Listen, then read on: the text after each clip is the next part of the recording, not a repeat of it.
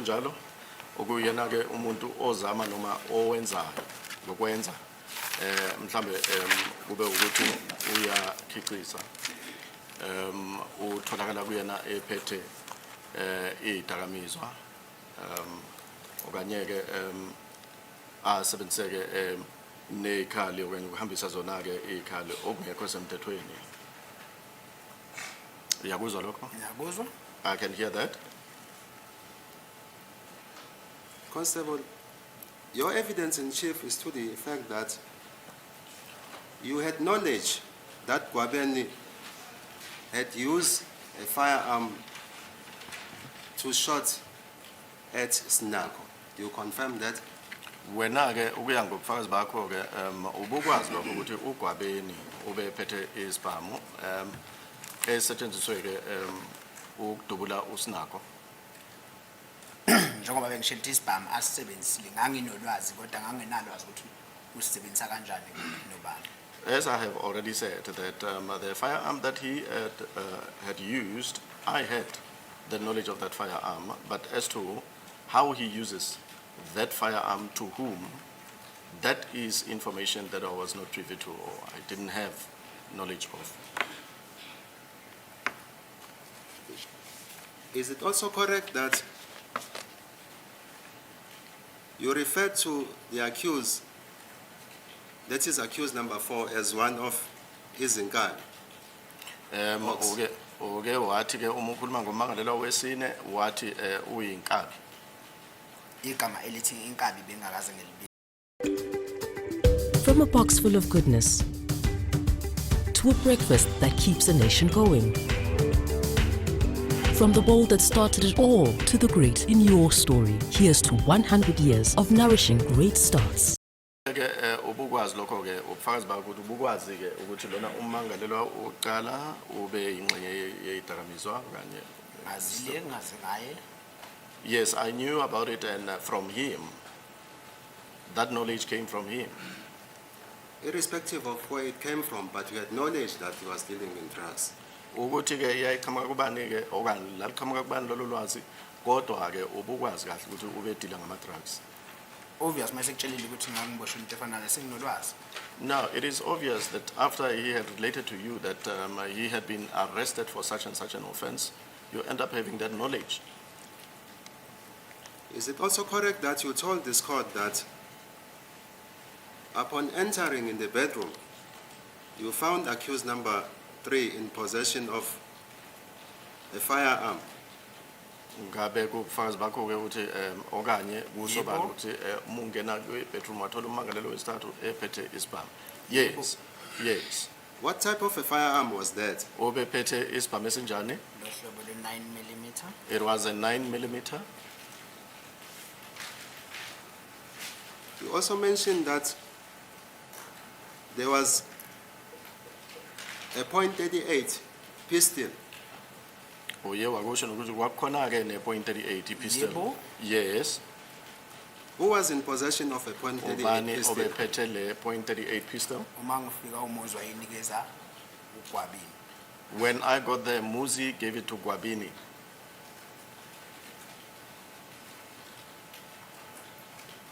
Constable, I've highlighted to you the provisions of the Criminal Procedure Act, in particular Section 40 of the CPA. Ngise ngikubonise ke ngiyengakubonisa ke imibandela ke ye Criminal Procedures Act kakhulukazi ke u Section 40 ye Criminal Procedures Act. Manje mazwi ke ngixwayisile ngazo. Having had yes or have this knowledge, did you do anything? Sorry, no, I've let this go on. Are you aware that a witness like him is not obliged to answer incriminating questions? It's criminal law 1. In terms of the Constitution? Yes. Section 35. That's it. He's not obliged. The policeman finds, and then if he hasn't arrested a person, if that information can be used to charge him because he has incriminated himself. Do you want to address me on Yes, that? Because it was raised on some occasion, I think it was Mr. Ramsey Bele was asking questions.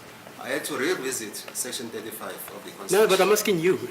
What's you, your counsel now, asking the questions? Yes. It deals with accused, arrested, and detained person. That is Section 35 of the Constitution, not a witness. So a witness can incriminate himself. Hello, can you bring the toy so that we know what you are talking about? It's towards the end, isn't it? Witnesses, Yes. self-incrimination.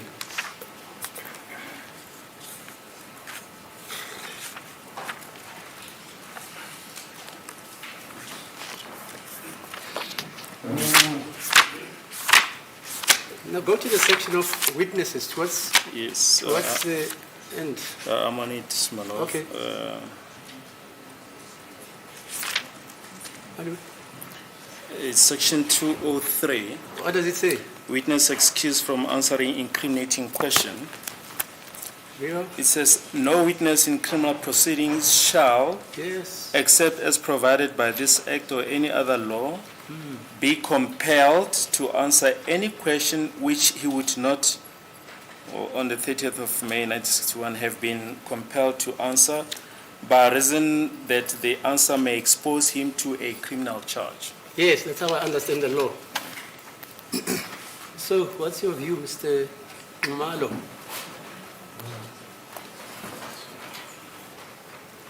I was still paging. My Hello? lord. I was still paging to the provisions. That Now, I read it for you. Fortunately, I do have my my tutorial.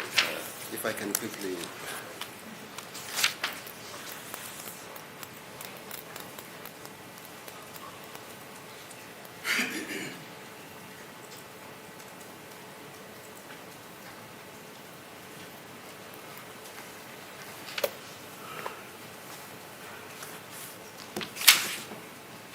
My understanding, my lord, is that I was at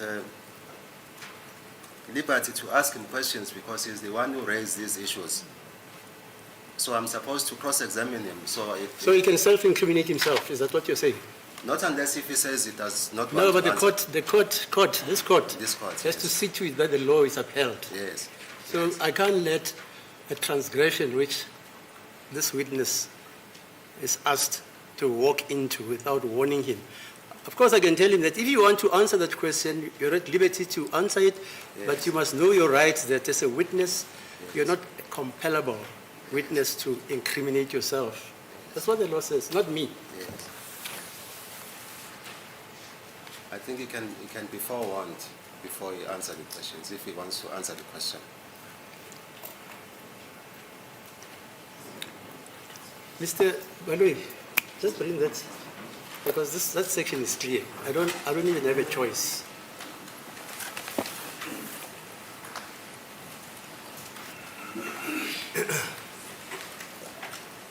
Thank you.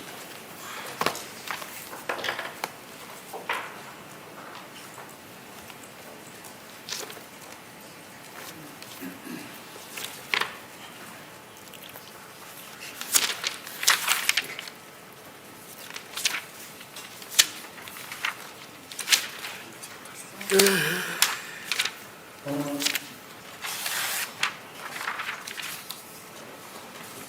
the next page, just halfway through the page, there's a nice explanation as to what the position is. On the next page, paragraph Just in the middle, 3, for instance, it says, in the middle of the page, there's a reference to a case. is that the state versus Yes, Wade and Bosman.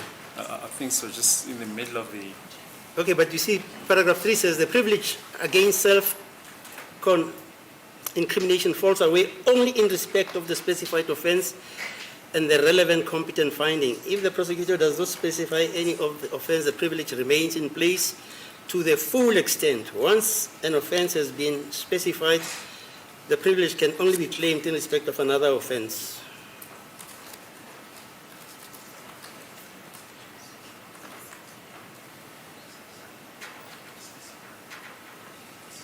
And then 5.6, it says, someone who wants to invoke the privilege against self-incrimination may not refuse to be sworn in and may only invoke the privilege when the answer to a particular question can incriminate him or her.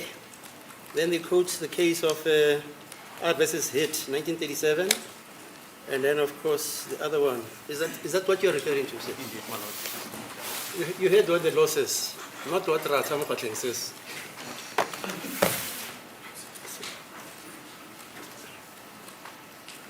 So they say it's a complete privilege, blanket privilege. I don't even have to warn him, but just for your notification, you are not obliged or compelled to answer questions which you believe may incriminate you, because you are the person who's answering. Yes, sir. That option is exercised by you, but not anybody else, because you, if you incriminate yourself, you shall have been responsible for that self-incrimination. Do you understand that, sir? Uyakuzwa lokho-ke awuphoqelekanga ukuthi mhlawumbe Yebo, ungaphendula ngiyakuzwa. ukuthi ukuyikhethela kwakho lokho uma ngabe mhlawumbe uyafuna-ke ukuthi uphendule imibuzo ezokwenza ukuthi-ke ekugcineni usuthwa nomthwalo wokwenza umthetho. I understand that, my lord. Yes, Mr. Nomalo, we proceed. So do you want to answer this question that I've posed you, that you did nothing, you did not effect any arrest, you see persons exchanging firearms in your presence, you don't do anything, being a police member? Uyafuna ukuphendula lo mbuzo naba abantu ba-exchange ibhamu khona laphana wena uyilunga lephoyisa akho lutho olenzayo awubophi muntu ngoba ubona nje kwenqa umthetho ngaleyo ndlela. Uyafuna ukuyiphendula lo mbuzo? Ngicela ungawuphenduli. May I not answer that question?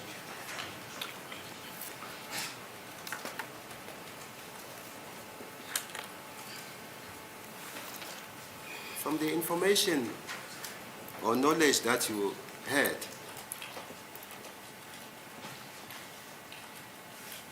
did that information inform you that accused number 4, that is Mr. Mapisa, was present at the scene of the murder of Mr. Meyiwa on the 26th of October, 2014?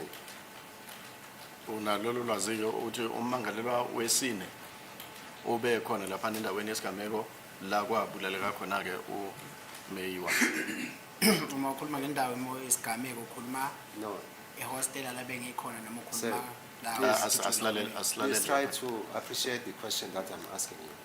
From the knowledge or information that you had, did that knowledge or information inform you that Mr. Mapisa was present where the deceased was shot in Phosphorus on the 26th of October, 2014? Yes or no?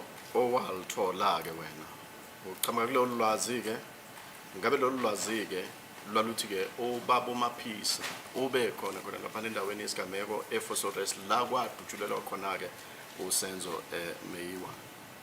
Ngokolwazi lami. Wait. Mr. Nomal, don't ask hearsay questions. When you put a hearsay question to this witness, when he answers it, whatever answer he gives, it becomes direct evidence. Are you with me? Yes, I'm with you. Yes, but be warned. You ask this witness whether from the information he had, does he know whether Mapisa shot Senzo? No, that he was present at the scene. Yeah, That is the question that I'm asking from this. information which he could have acquired anyway. Yes. That's how broad you're phrasing it. Are you with me? Yes. I'm with you. Yes. Yes. I'm with you. I'm being fair. Yes. So, withdraw that question. Because that hearsay evidence, he could have heard 6 years thereafter. Like Tupac, after 30 years, if you read newspapers, somebody said, yeah, I was there when Tupac was killed in a nightclub in Vegas. And he was arrested and charged with first-degree murder. Yes. Yeah, Yes, I've heard about that. that's it. Okay, fine.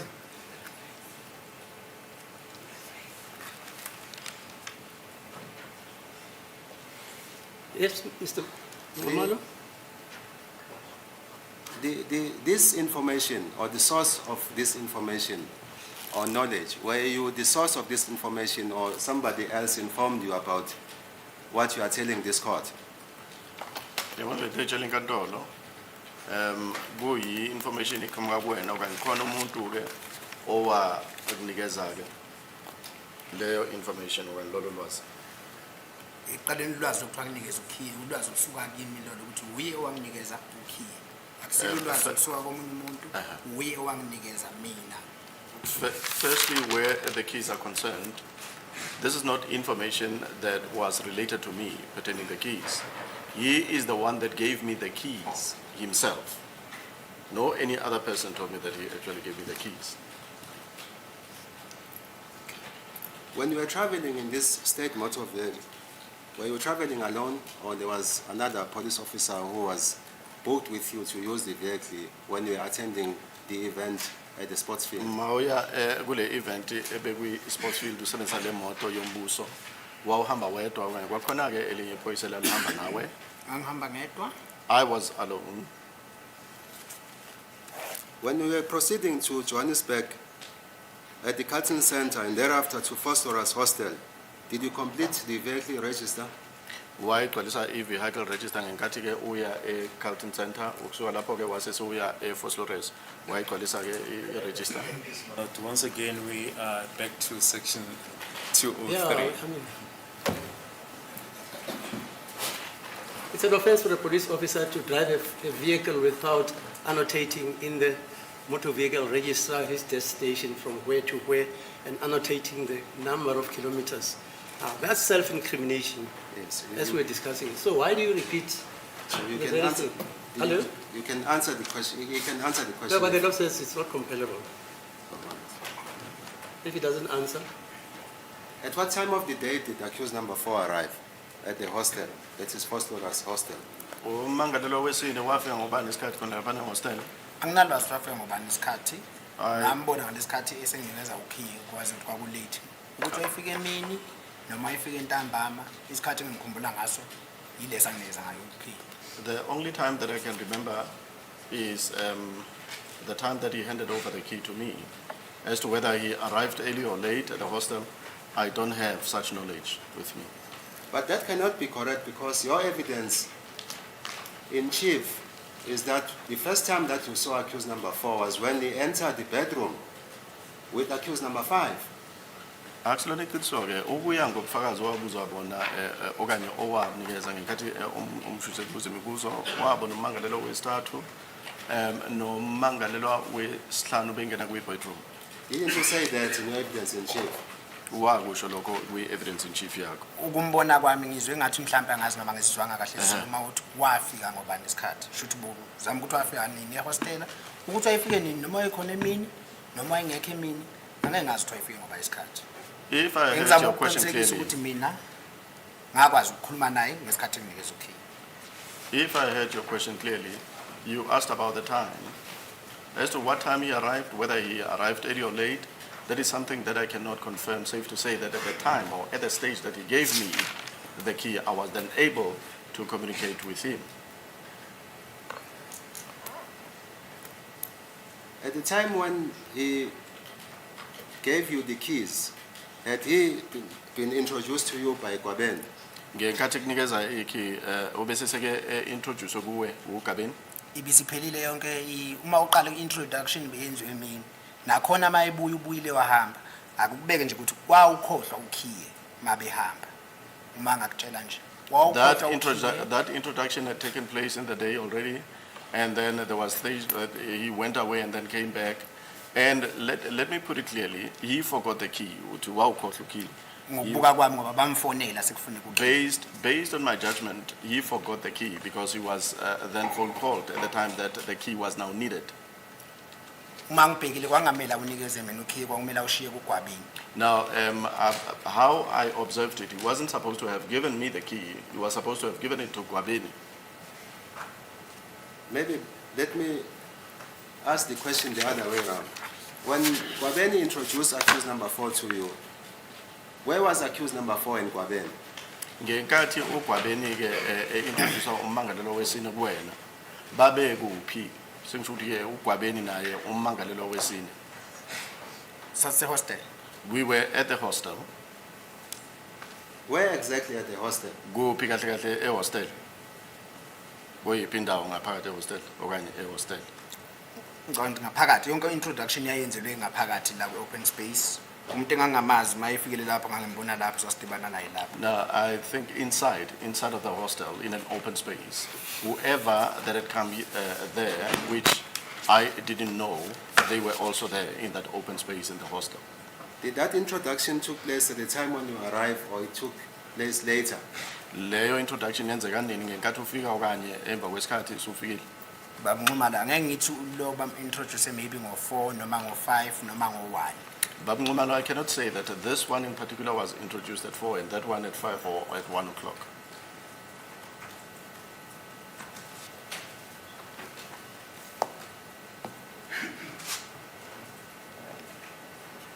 At the bedroom, that is the bedroom of Gwabeni where you had kept your bag, was that bedroom locked?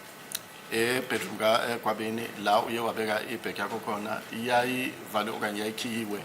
Yayikhiwa uye umnikazi wayo. Yes, it was locked. It was locked by the owner of that bedroom. You also mentioned that in your evidence in chief that there was a meeting in the bedroom. Who was there in the bedroom? Utheke kwakhona ke umhlangano wakhona khona lapho kulelo gumbi lokulala. Kwakhona bani nobani ngakulelo gumbi lokulala? Uma befika kwafika accused number 1, number 2, number 3. Sathi ngisakhuluma Upon arrival, it was accused number 1, 2, and 3 that had arrived. kwabe sekufika emva kalokho ngisakhuluma ngoba ngiyakhumbula ukuthi ngesikhathi ngikhuluma kwangena accused number 5 ihamba no accused number 4. Now, as I was busy talking, then accused number 4 and 5, they were in each other's company. They then arrived.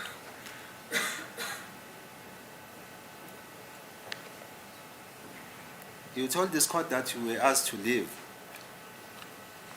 Watshela inkantolo ukuthi nacelwa okanye wacela ukuthi nihambe. Yebo. That is correct. How long did the meeting last, approximately? Leyo Can you meeting estimate? yathatha isikhathi esingakanani mhlawumbe uma ubekisa? Ngeke ngize ngikwazi ukuqala isikhathi kodwa ngeke ithathe isikhathi eside ngoba babe baphuma. I cannot estimate the time because they then walked out. There was a stage where they would just walked out.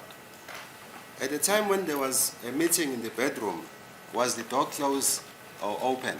Ngenkathi kune meeting The kuleyo door of the bedroom, bedroom. ngabe isicabha salelo gumbi sasivaliwe noma sasivuliwe? Ngeke ngiqinisekise ngoba ngaphuma ebedroom ukuthi basilokhile umnyango noma bawuvalile abangawulokha ngeke ngikwazi ngoba ngangaboni okwenzeka emuva. Ngase ngiphumile. I cannot confirm that because I had already exited that bedroom. Whether the bedroom door was closed or locked or it was just closed without locking, that I cannot confirm because I had already left.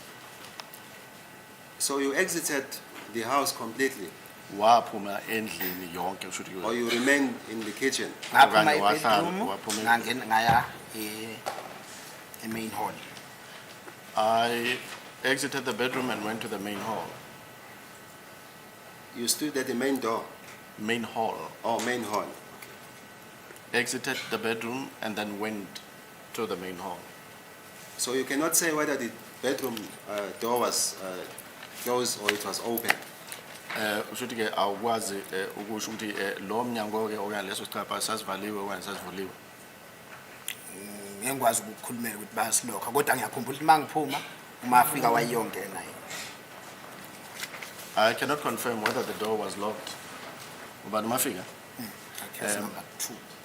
Mafika, that is what I remember. Mafika came in and then walked into that bedroom, and I'm referring to accused number 2. Could you hear what they were talking about? Ubukwazi ukuzwa ukuthi babekhuluma ngani? Njengoba babecele uxolo ngeke ngikwazi ukuthi bakhuluma ngani. As they had apologized, I cannot tell what I couldn't hear what they were talking about. I mean, from where you were standing, could you hear what they were talking about? Or you could not? Khona ubukwazi ukuzwa ukuthi bebekhuluma ngani? Ngangafuni ukuzwa ukuthi bakhuluma ngani, ngangamanga eminyango ngalaleli ukuthi bakhuluma ngani. Babengicelile ukuthi ngiphume, ngabe sengenze njalo. I did not want to hear what they were talking about because they have asked me to leave, and I did so. So I didn't go to the door to go and eavesdrop to hear what they were talking about. Did you see any cell phone there before you exited the bedroom? Ngabe khona i-cell phone ethi zoke wayibona ngoba uphume kuleyo bedroom? ngiyibona kuphi phansi mhlambe Where about, perhaps on the floor or where? No, in the bedroom, did you see any Nje cell phone? ngakuleyo bedroom. Ngabe khona i-cell phone owayibona? hayi anginalwazi le-cellphone. I don't have any knowledge of a cell phone. Do you know whether in the bedroom, if any of the accused were in possession of cell phones? Ngabe uyakwazi lokho ukuthi khona lapha ngakule bedroom omnye abamangalelo kanye wayekhona umuntu kulabo mangalelo ayephethe i-cell phone kuyena? ngeke ngibe nolwazi lwakho ngibaseshanga. I wouldn't have a knowledge to that effect because I didn't search them.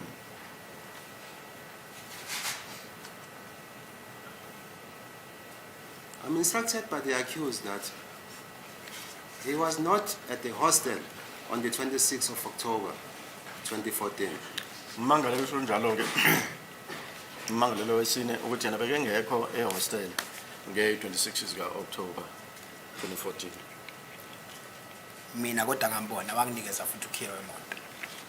I personally saw him. Further, he gave me the key to the vehicle. I'm further instructed by the accused that at no stage on the 24th of October 2014 at the hostel, that is Foster's hostel, entered the bedroom of Gwabeni in the company of accused number 5. Uthi ke asikho isikhathi noma isigaba On the 26th of October 2014 in the company of accused number 5. 2014 ehamba naye ummangalelwa wesihlanu usho njalo ke ummangalelwa wesine. Amanga naye wayekhona ngoba nakho akwazi ukunginikeza ukhiye. That's a lie. He was there because there he was able to give me the keys. I'm further instructed by accused number 4, Mr. Mapisa, that at no stage on the 26th of October 2014, he was in the company of accused number 1, 2, 3, and 5 at Foster's hostel. It is a lie. Asikho ke isikhathi nge-26 ka-October 2014 la wayithola khona ke sehamba nommangalelo wokuqala wesibili wesithathu nowesihlanu khona lapha eFoslo. Uma ukuthi uthi amanga lawo ngizwe kwesinye isithombe athi ungikhombisa sona ongitshengisa ukuthi uye lapha nge-26 eno accused number 3 angazi ukuthi If he says that that is a lie, there is a photograph that you referred me to, and that photograph has to do with the 26th of October 2014, where accused number 4 together with accused number 3 are depicted in that picture, and that picture I'm talking about is 47.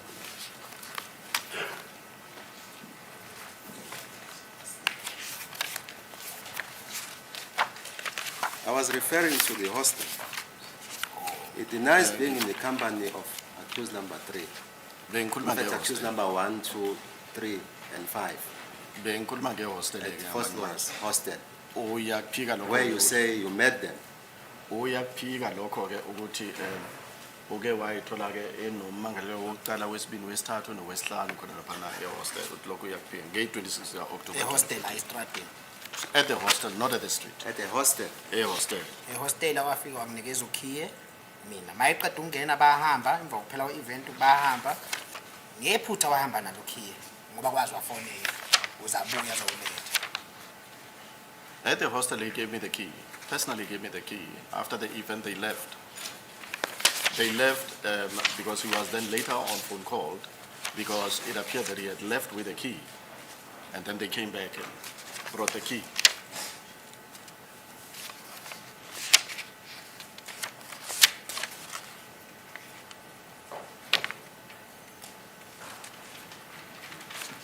I just want to go to your statement, the statement that you made some approximately 9 years later, on the 31st of May 2023.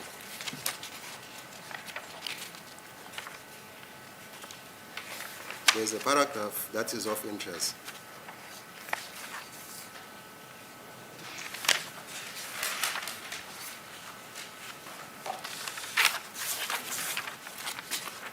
May the court bear with me, my lord. I'm just going through this paragraph.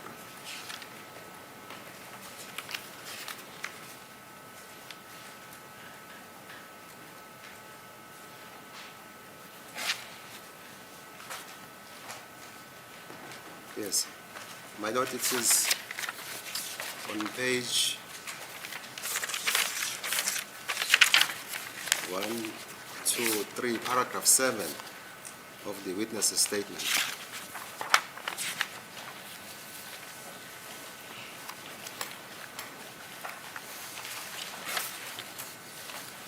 Paragraph 7 of your statement, the statement that you made on the 31st of May 2023 at 1300 hours, reads as follows, and I quote, "After a few minutes, Mthokoziseni Mapisa came and gave me back the vehicle key. He apologized and left. I still do not know when, how, and why was my key taken out of my bag. I left with Muzi, Mthogo, and the other guy I do not know." Uyakubona lokho ke Bona paragraph kahle. 7 Yeah. ethi ngizoyifundela abo accused ukuthi bakwazi ukuzwa ukuthi emva kwemizuzu embalwa Mthokoziseni Mapisa wase ke uyeza wanginikeza ke ikey wayiphindisela kimi futhi wase ke uyaxolisa emva kwalokho ke wase uyahamba. Angazi ke ukuthi lokho kwenze kanini noma kanjani nokuthi sizathu kwaba yisiphi sokuthi ke kuthathwe ke ikey zami zikhishwe khona laphana ebhekini. Emva kwalokho ke ngahamba nomuzi nomthoko nalo omunye umlisa engamazi. Uyakubona lokho? Yebo. Yes, I can see that. I dropped off Muzi along the road just outside Gwabeni's place, and not far from where I dropped off Muzi, the other guy alighted. Bravery isn't selfless. It's the confidence to open and connect, touch it and smell it. Only the brave. Khona laphana endleleni okanye emgaqweni ngaphandle nje komuzi okanye endaweni la hlala khona ke uGwabeni. Kwakungekude ke ukuqhamuka nala ke ngehlise khona umuzi khona ngase ngehlisa naloya ke omunye umlisa okanye lo yemlisa ke wase naye ke uyaphuma emotweni. Ngehlisa ke umthoko khona laphana engine fuel station ese Model Fontaine. Emva kwalokho ke ngase ngiyahamba ngekhaya.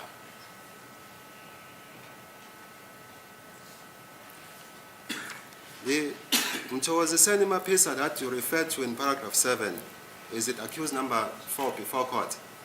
Umthokoziseni Mapisa okhuluma ngaye lana ku paragraph 7 ngabe umangalelwa wesine khona la enkantolo. Yebo. Yes. Was that the name that he was introduced to you by Gwaben? Ngabe ilona gama ke owamthola kuwena uGwabeni Igama engilaziyo shouthi ngilithathe kuye, ngalizwa kuye. owalizwa kubani uGwabeni. This is the name that I took from Gwabeni. Yes.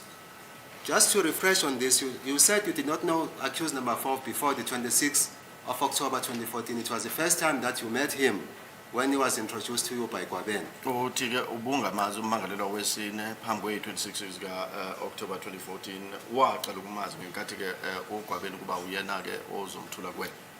Ngimazi kahle ngalelo lelanga nge-26 ngoba bese ngikhulile. Yes, I knew him clearly on the 26th of October. That is on that day, yes. When accused number 4 returned the keys to you, did he tell you where he got the keys from? The car keys from? Akangitshelanga. Ese ebuyisa ke ikey kuwena watshela ukuthi wayithatha kuphi ke lezi key. Akangitshelanga kodwa wafika kimi wabonga wase yahamba. He did not wabonga. Yebo, waphaphata. He did not really tell me where he got the keys from. He just came to me and just waphaphata. Wenzani uphaphata ke but waxolisa. Shouthi mangifika ngiye something wayitshengisa ukubonga.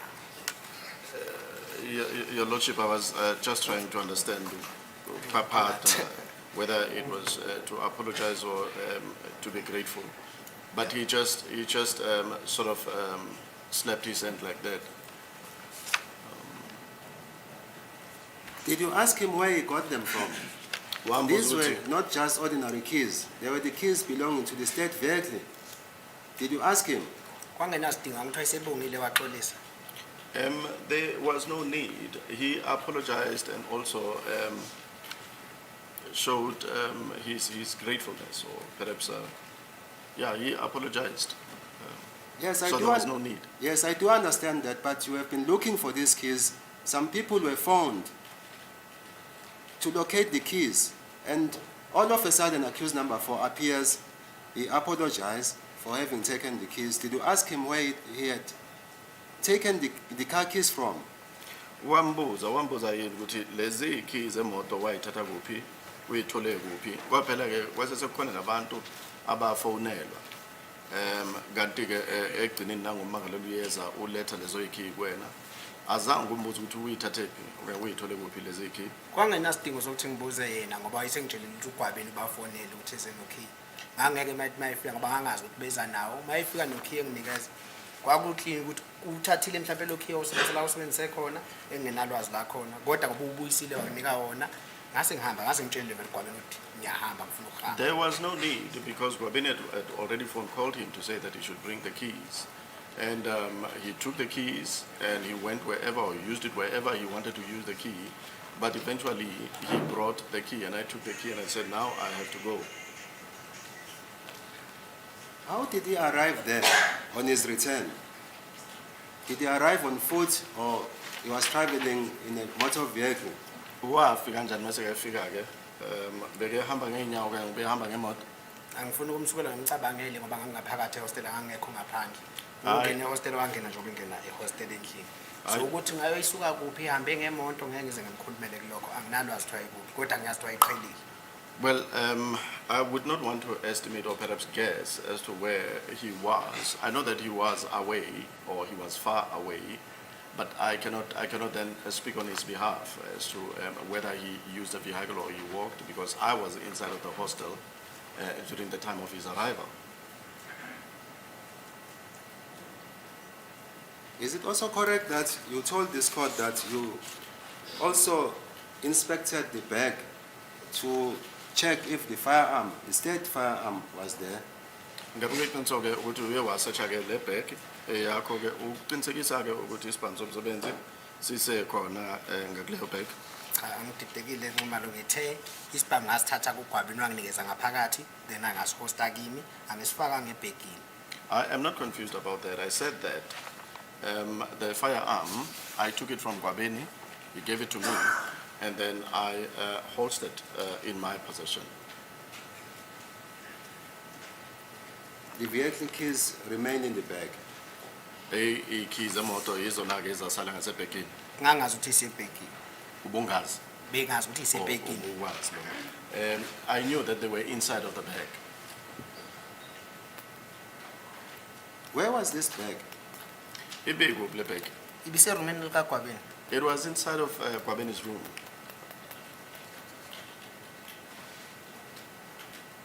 I'm instructed by accused number 4, Mr. Mapisa, that he's going to deny your evidence, this piece of evidence, that later he returned to you, to where you were, at First Laura's hostel, and apologized for having left with the keys. He was not there at all on the 26th of October 2014.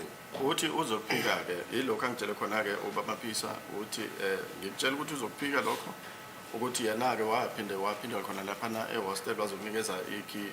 Uthi yena waphinde ke waxolisa uma efika kuwe eseletha ikey. Uthi yena bekengekho lapha ehostel nge-26 October 2014. Wayekhona. He was there.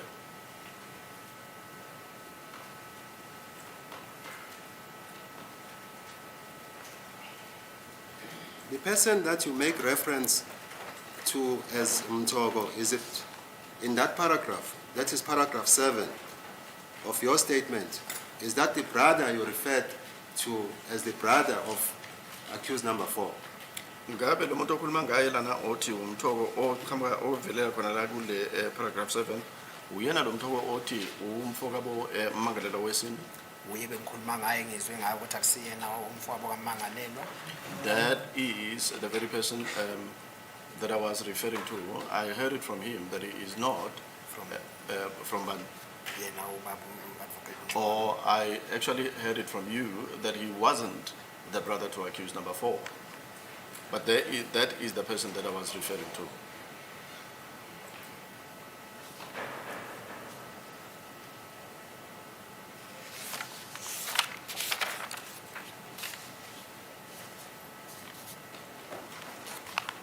My Lord, for purposes of my cross-examination, I wish also to go through the statement at length. That is the statement of this see, witness. yeah. I see it is 3:25 in the afternoon. We are only left with 5 minutes.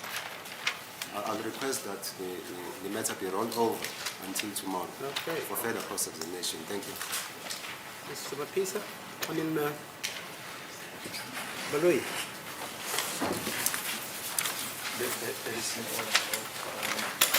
There was a photo referred to by Counsel for accused number 3, which is on page 91, depicting the red vehicle. Just before we adjourn, can we also hand it up as part of Exhibit S?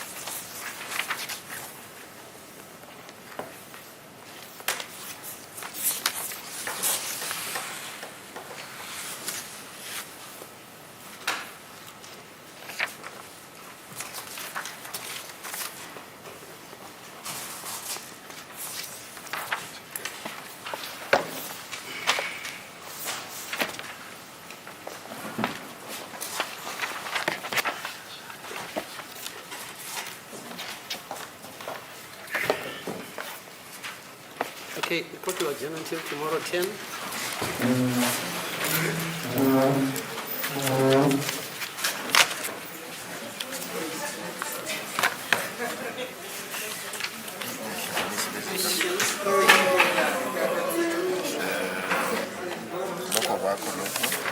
Sasa masibuya, remember it.